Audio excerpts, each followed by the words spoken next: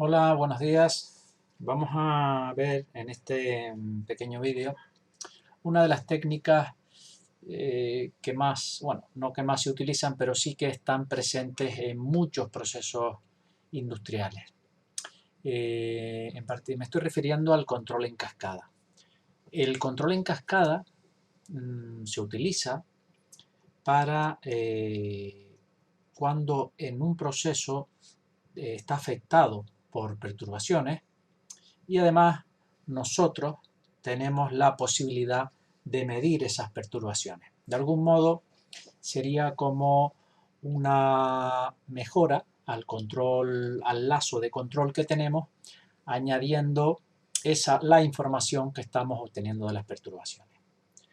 En realidad hay dos grandes propuestas para el control de sistemas con perturbaciones cuando utilizamos estas medidas auxiliares. Una es el control en cascada, que es lo que vamos a ver hoy, y la otra estrategia es el control anticipativo. Pero eso no es lo que nos ocupa en este vídeo. Nos vamos a centrar en el control en cascada. Bien. Consideremos, para ilustrar un poco la situación, vamos a considerar este ejemplo en el que tenemos un proceso que es, bueno, es una planta, que es una caldera en la que estamos calentando agua y utilizamos gas para elevar la temperatura de ese agua. Entonces, si nosotros analizamos este sistema, lo podemos hacer por aquí. Si consideramos el proceso en sí, bueno, tenemos un proceso, vamos a pintarlo por aquí, cuya salida sería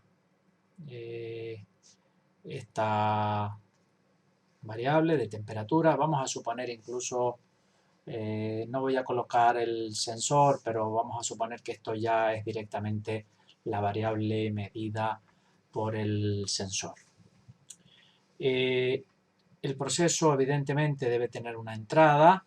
En este caso, lo que estamos utilizando, como dije anteriormente, para elevar la temperatura es pues, bueno, un quemador, de tal modo que tenemos una válvula que manipula la cantidad de gas que pasa a ese quemador. Podríamos entonces considerar el caudal de gas como la entrada al proceso. Bueno, en este caso he tomado, en lugar del caudal, he tomado la presión, que como sabemos la presión será también proporcional al caudal. De tal modo que lo que he considerado aquí como entrada al sistema es la presión aguas abajo de esta válvula. Vale, estoy poniendo aquí en función de T, pero bueno, si quieren expresarlo en el dominio de Laplace, pues también simplemente ponemos P2 de S y ya está. Vale, vamos a llamar a esta función G de S. Insisto en que asumo que esta es una variable medida para evitar simplemente poner otro bloque con el sensor. Y vamos a plantear un lazo de control estándar en el que, voy a ponerlo por aquí, genero un error con esta señal y una señal de referencia que sería el valor que yo deseo para la temperatura. Esto me da un error que yo llevo a un controlador, que voy a representar como GC, ¿de acuerdo?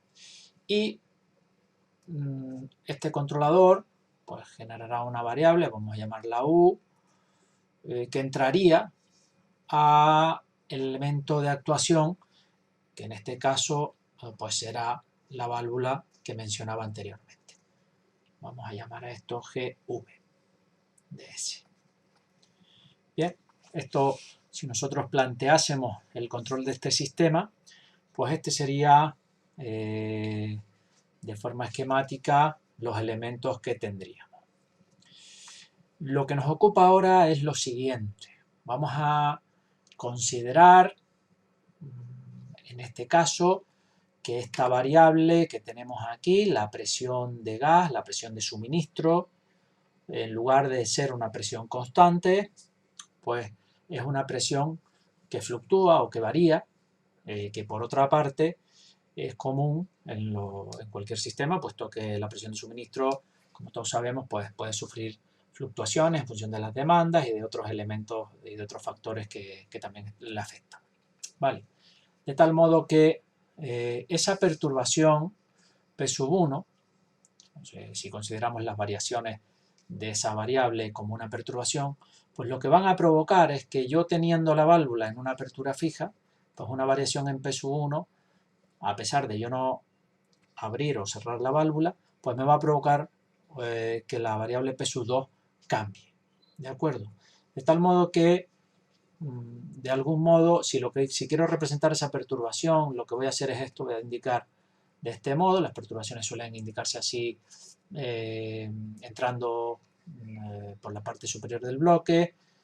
Vamos a considerar que pues efectivamente que esto sea la perturbación. Bueno, voy a considerar que pasa a través de una función de transferencia que desconozco en principio, GD o GD1 si quieren. Y esta variable, en definitiva, está afectando al bloque este que está a la entrada del proceso. De tal modo que provocaría cambios en P2. Una variación, si el sistema lo tenemos en un estado nominal, una variación en P1 va a provocar inevitablemente pues una variación en P2, de tal modo que la entrada saldría del valor nominal y finalmente esta entrada se trasladaría también a la temperatura. Podríamos pensar que no debemos preocuparnos demasiado porque para eso tenemos un lazo de realimentación. Nuestro controlador se da cuenta de este cambio y inmediatamente lo va a corregir. Y esto es así, esto es así. El sistema realimentado lo que permite es de algún modo pues mantener al sistema en la consigna a pesar de las perturbaciones. Pero el escenario que vamos a plantear es que, bueno, si yo soy capaz de evitar que el efecto de esta variación pase a la temperatura, pues el comportamiento de mi variable de interés, que al final es esta temperatura, pues va a ser mucho mejor, ¿no? Esta es un poco lo que queremos hacer. En definitiva es, si yo soy capaz de medir esta perturbación, tal vez podría compensar de esta salida del controlador para evitar que la perturbación llegue a afectar a T o que la afección en T por la perturbación sea menor que si no lo contempla. ¿De acuerdo? Bueno, vamos a avanzar un poco más. Este sería el escenario que estamos considerando.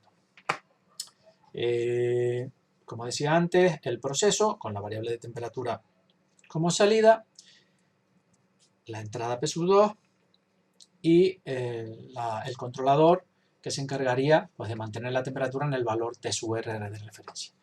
Y estoy considerando esta perturbación P1. Aquí también, bueno, pues he considerado, con respecto al caso anterior, otra perturbación T_B, que sería la temperatura de entrada. Voy de nuevo a la transparencia anterior. Voy a considerar esta T_E como la temperatura de entrada del agua en la caldera.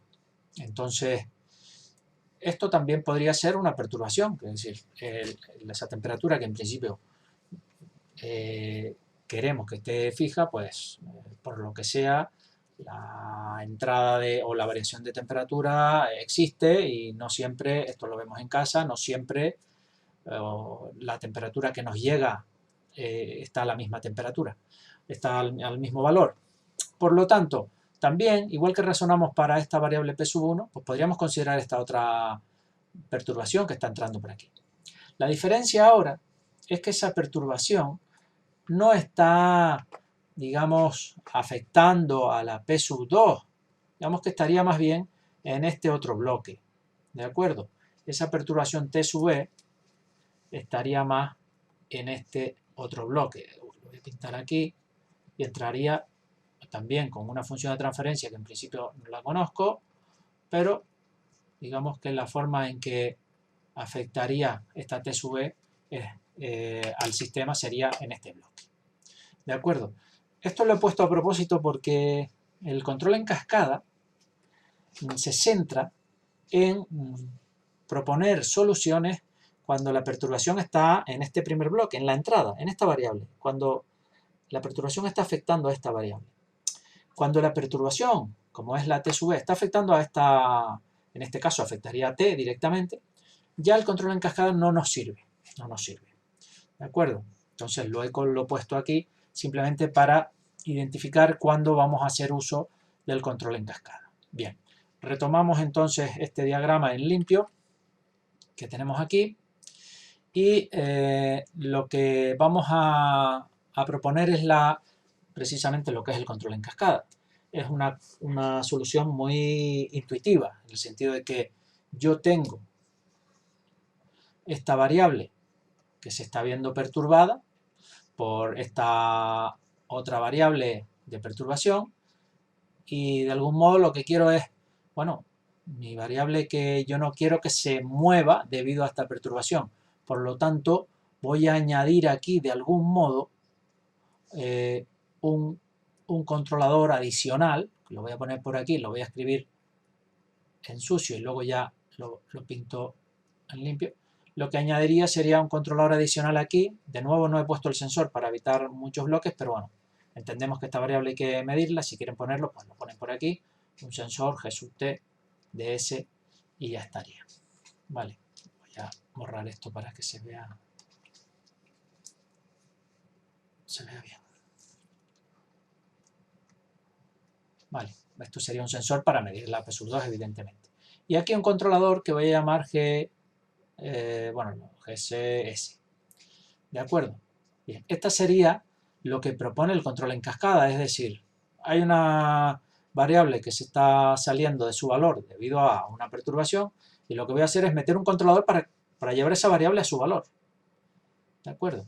Esto, si lo pasamos a limpio, pues quedaría el diagrama final de este modo. ¿De acuerdo? Bien, pues estos serían los fundamentos de lo que sería una estrategia de control en cascada. Como resultado, lo que vamos a tener son dos lazos de control.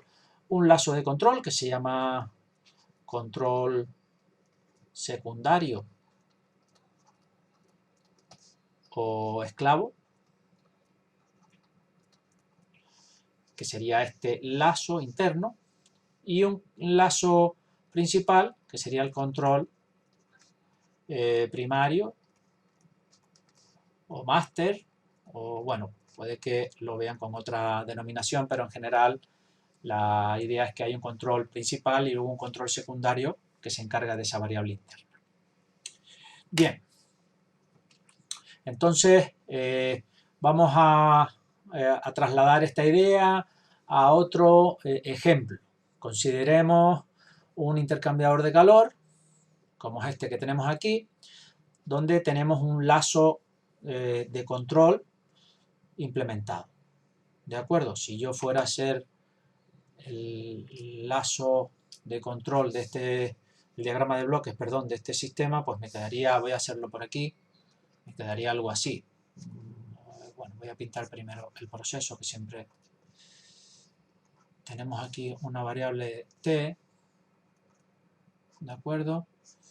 Esta variable t es medida con un sensor,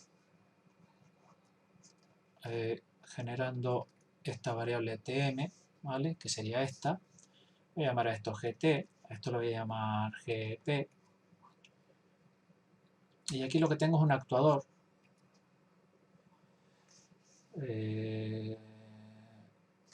Bueno, voy a seguir el diagrama este tal como está por aquí y pongo el actuador al final. Entonces esta variable t la llevo a un controlador, ¿de acuerdo? Entraría este controlador donde también entra tr y aquí estaría ese controlador, gc, vamos a llamarlo, cuya salida es u, esta variable u, y esto entra a una válvula que hace la función de actuador, o bueno, que es el actuador, ¿vale? Además la GV. Y esto finalmente nos permite cerrar el lazo de este modo, ¿vale? Esto es lo que yo tendría. Simplemente lo que quiero ilustrar en este ejemplo es identificar perturbaciones potenciales que pudiéramos tener y cuáles de ellas serían susceptibles de ser compensadas o corregidas mediante control en cascada. Por ejemplo, si analizo estas variables de aquí, lo primero, por cierto, que debemos saber, esto es un intercambiador en el que está entrando una corriente al intercambiador, se pone en contacto con una corriente de vapor a través de un serpentín y a la salida pues tengo una corriente con una temperatura T, ¿vale? De tal modo que he conseguido elevar la temperatura desde un valor de entrada T sub 0 hasta un valor T. El caudal sí que es el mismo tanto a la entrada como a la salida y yo lo que he dispuesto aquí, que es lo que estaba describiendo, es el lazo de control para que esta temperatura sea la que yo quiero, manipulando el caudal de vapor. Entonces, variables de perturbación posible. Por ejemplo, el caudal. El caudal de la corriente esta que entra al intercambiador puede ser variable. Entonces, si este caudal lo considero como una perturbación, ¿dónde entraría? ¿A qué variable estaría afectando? Esta variable, por cierto, es FV. ¿A qué variable estaría afectando? ¿A FV? Claramente no. Esta FV no se vería afectado por un cambio en esta variable. Yo creo que F entra directamente aquí como una perturbación en este bloque, en el bloque del proceso. También la temperatura de entrada podría ser una perturbación, ya que la corriente podría tener una temperatura que fuera cambiante con el tiempo. Igualmente, esta temperatura de entrada sería una perturbación que entraría a este bloque, ¿de acuerdo? Luego, si yo tuviera posibilidad de medir estas variables para mejorar este lazo de control, desde luego que no puedo utilizar control en cascada, o el control en cascada no me serviría, porque no son variables que estén afectando directamente a FV, ¿vale? Consideremos, por ejemplo, la presión aquí. ¿Esta presión está afectando a FV? Pues sí, esta variable de presión sí que está afectando a FV, ¿de acuerdo? Y por lo tanto, ahora sí que podría yo plantear un control en cascada para rechazar esta variable de perturbación. ¿De acuerdo? Es un poco un ejemplo de el análisis previo o que debemos hacer en el sistema para decidir qué estrategia vamos a utilizar. Una vez que hemos definido la estructura de nuestro controlador, el siguiente paso sería la sintonización. ¿De acuerdo? Sintonización. Sintonización, como saben, es definir cuáles son las ganancias, en este caso, del controlador o los controladores. Si es un control en cascada, vemos que hay dos controladores. Cuáles son las ganancias de esos controladores. Aquí voy a hacer también un comentario y es el siguiente. Normalmente los pasos que hay que seguir serían, bueno, obtener un modelo del proceso dentro del bloque secundario para posteriormente hacer la sintonización. Pero lo que quiero comentar es que normalmente el controlador que se emplea como controlador secundario suele ser un control PI, ¿de acuerdo? Porque se asume para que el control en cascada funcione bien, lo que debe ocurrir es que el lazo secundario, lo voy a anotar por aquí, el lazo secundario debe ser más rápido que el primario. ¿De acuerdo? Esto tiene sentido porque si yo estoy controlando esta variable, para que el efecto no pase a la salida del proceso, este lazo aquí debe ir más rápido que lo que tardaría esta variable en afectar a t. Por lo tanto, normalmente se cumple que este lazo va a ser más rápido. Como este lazo va a ser más rápido, generalmente, o se parte de esa hipótesis, normalmente aquí se va a utilizar un PI. No es necesario meter acción derivativa porque se supone que los transitorios aquí no van a ser o no deberían ser suficiente oscilantes, ¿vale? Porque si esa situación se diera ya no valdría ni siquiera meter una acción derivativa. Por lo tanto, hipótesis de partida es que aquí hay un PI y aquí fuera sí que puede haber en el control primario o principal o máster un control PID. ¿De acuerdo? Bien. Entonces, teniendo eso en cuenta, para hacer la sintonización de esos dos controladores, tenemos que tener un modelo del proceso y lo primero que se hace es, en el proceso de sintonización, lo voy a poner por aquí, primero se sintoniza bueno, está escrito arriba, primero se sintoniza el controlador secundario y luego el primario, ¿de acuerdo?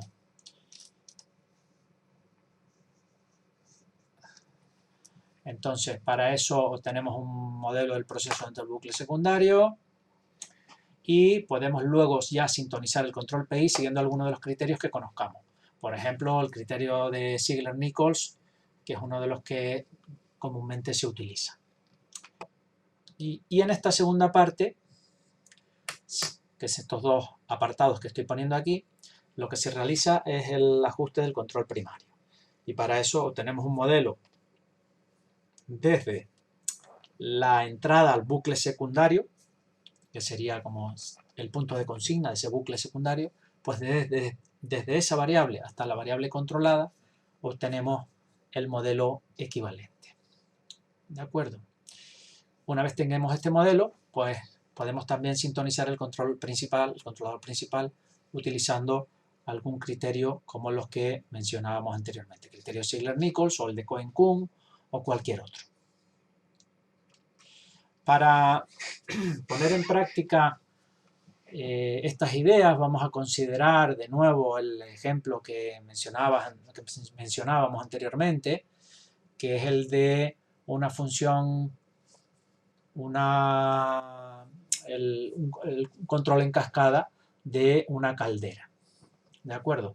Aquí ya nos dan los datos, nos dan la función de transferencia entre la señal de control a la válvula, que sería esta variable u, y P2 pues nos dicen cómo es, y luego la función esta otra de transferencia que es G.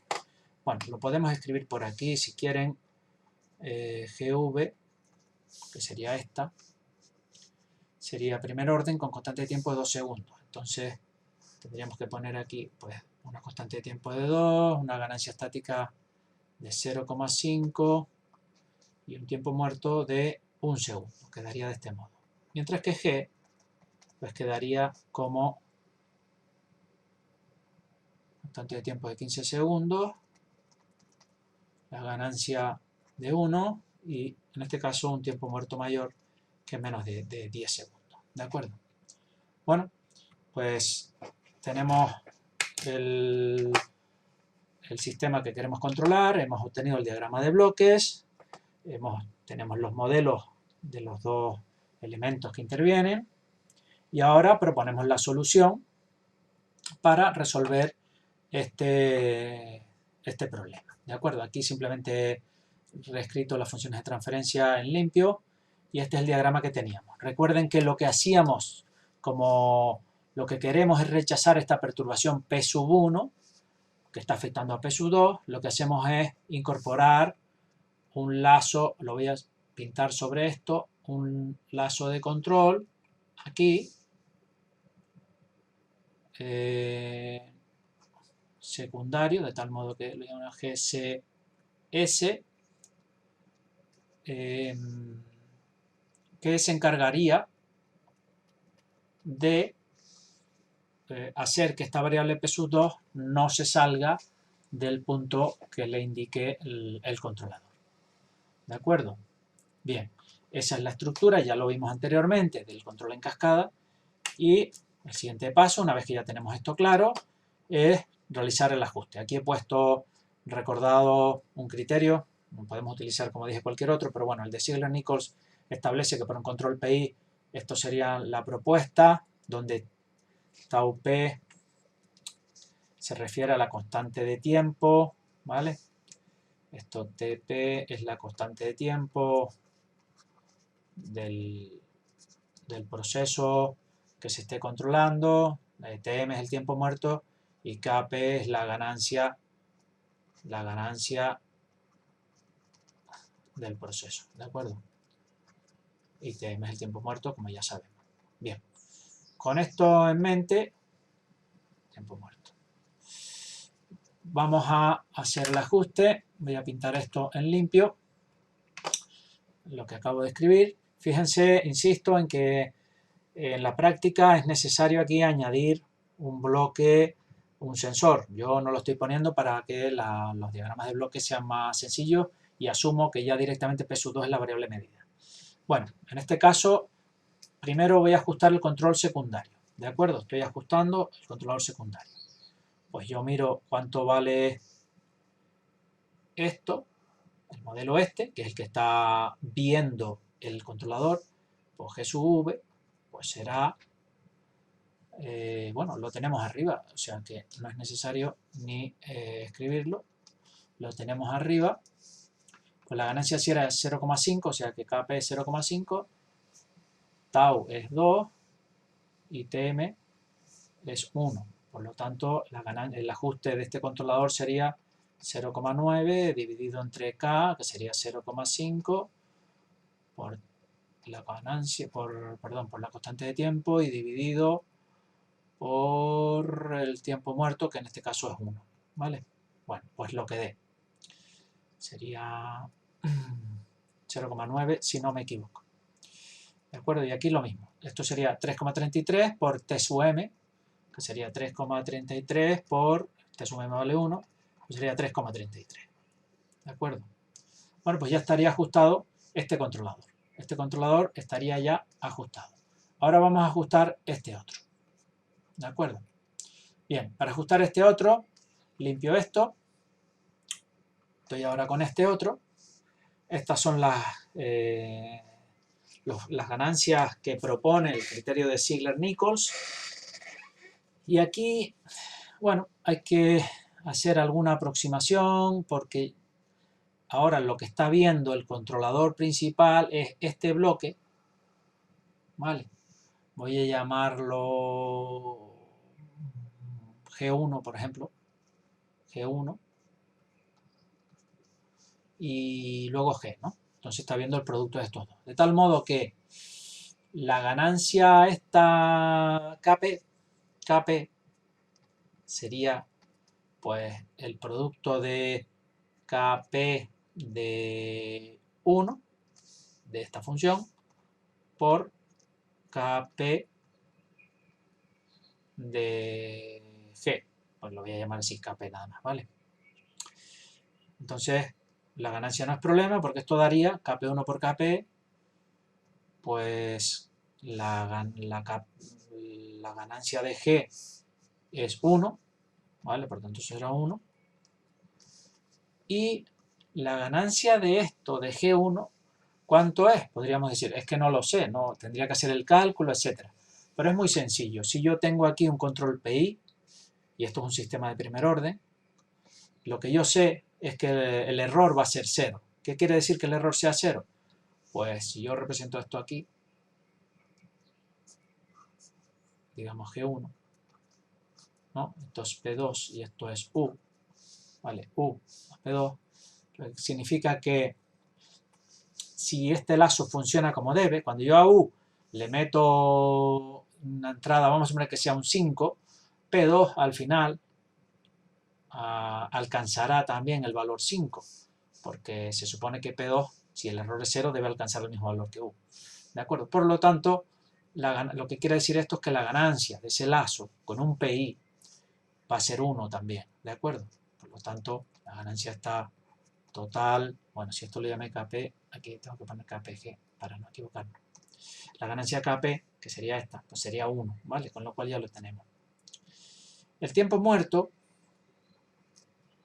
aquí hay dos bloques.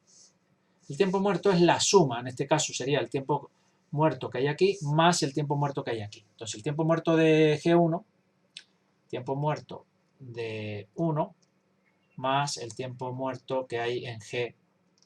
Entonces el tiempo muerto de G1, el único elemento que introduce tiempo muerto aquí es V, por lo tanto es 1, ¿vale? 1.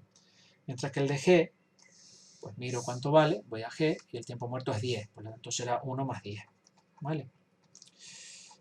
Con lo cual el tiempo muerto es 11. Y luego el siguiente elemento que tengo que calcular es la constante de tiempo. ¿De acuerdo? Y aquí sí que ya tengo que aproximar, porque las constantes de tiempo de dos elementos en serie no se pueden sumar ni multiplicar. ¿De acuerdo? Aquí lo que se hace es normalmente uno de los dos bloques va a tener una constante de tiempo mucho más grande y se considera pues esa constante de tiempo como una aproximación razonable, ¿vale? Entonces la constante de tiempo de G, si lo miro aquí, es 15. Mientras que la de este sistema es 2 y realimentado pues debe estar en torno a esos valores. Entonces voy a considerar como aproximación que la constante de tiempo de G1 por G es 15. Por eso lo pongo aquí con el signo de aproximado, ¿vale? Bueno, y ya con esto, pues lo único que tengo que hacer es sustituir, ¿de acuerdo? Para sintonizar este control. Sería 1,2 dividido entre K sub P, que habíamos dicho que era 1, por 15 dividido entre 11, ¿vale? Esto sería la K sub C. T sub I sería 2 por Tm, que es igual a 2 por 11, sería 22. Y la acción derivativa, la ganancia derivativa, sería 0,5 por Tm, que sería 0,5 por Tm, que vale 11, sería por 5,5, perdón, sería 5,5, que es 0,5 por 11, ¿vale? Esto sería 5,5. Vale, pues con esto ya estaría definidos los dos controladores. Recuerden, esto no lo he puesto porque ya lo conocemos, pero recuerden que la expresión del controlador es U de t, en general es Kc por el error más 1 dividido entre t sub i por la integral del error más td por la derivada del error con respecto al tiempo, ¿vale? Y cuando digo sintonizar, lo que estoy definiendo es precisamente esta Kc, esta t sub i y esta t sub d para el caso del controlador primario, y en el caso del controlador secundario, pues simplemente era Kc y t sub i. Bien, pues estos son los principios básicos que hay que tener en cuenta y los conceptos básicos que hay que tener en cuenta cuando hablamos de control en cascada. Espero que les haya quedado medianamente claro.